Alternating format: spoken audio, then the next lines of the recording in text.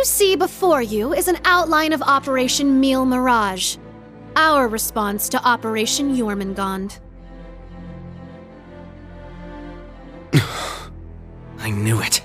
It doesn't stray too far from what we'd expected, but even so... Seeing it all laid out like this makes it overwhelmingly real.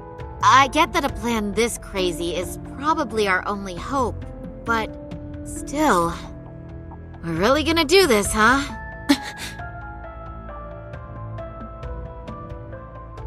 The Empire has drastically increased its military might, due largely in part to the draft. Current estimates number their forces at 1.2 million strong, and that figure will only rise before the fighting actually starts.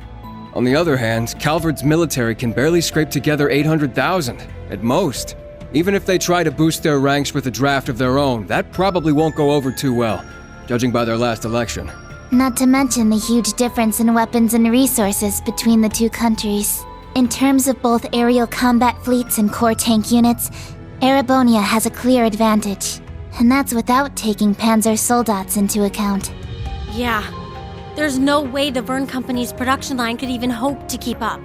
What's more, the Empire now has an excuse to throw all the new technology it's been developing into this war. With that in mind, it's entirely possible that the Civil War was nothing more than an opening move. I agree. It seems likely. The same could be said of the Orbital Shutdown phenomenon, or even the 100 Days War.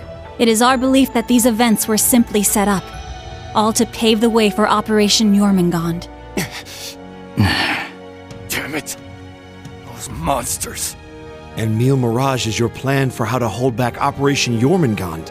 We have with us the Republican Army of Calvard, the Royal Army of Liberl, the Remiferian and Viceland armies, as well as troops from Le Mans and Orid, and even resistance cells acting out of Crossbell and Northumbria.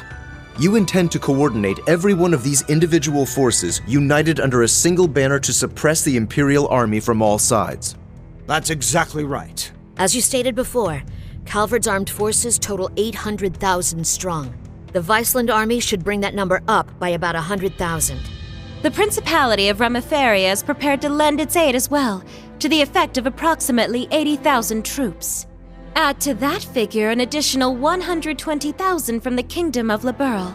Further, we can count on receiving around 20,000 soldiers from Le Mans and Orid combined, as well as another 10,000 from Crossbell and Northumbria. And this is to remain off the record, but we're expecting roughly 30,000 in reinforcements from Arteria as well. Naturally, we plan on bringing Jaegers into the fight too.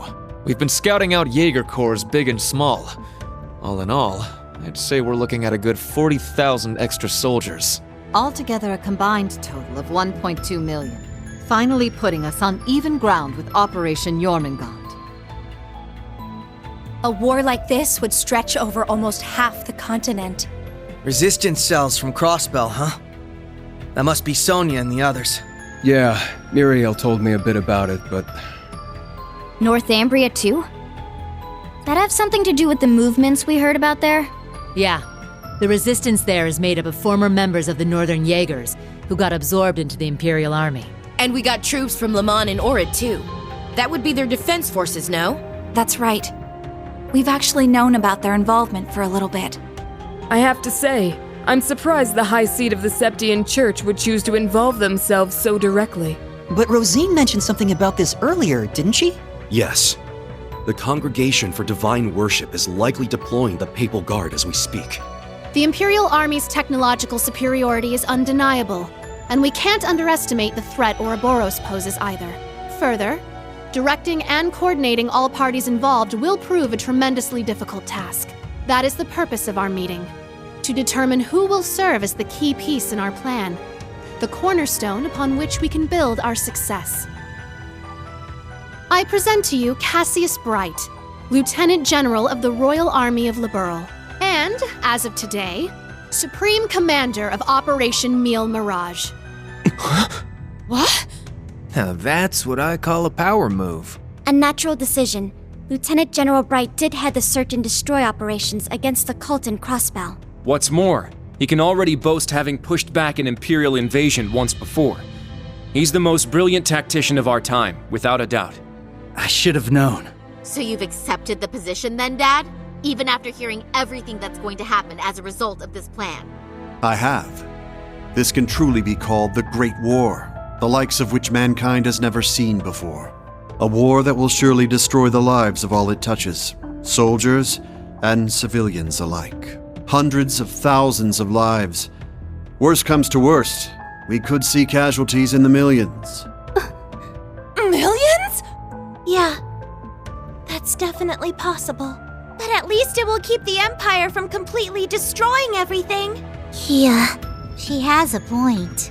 I think I speak for us all when I say this dreadful decision weighs heavily on our hearts. But there are stakes here far more dire than the invasion of Calvard itself.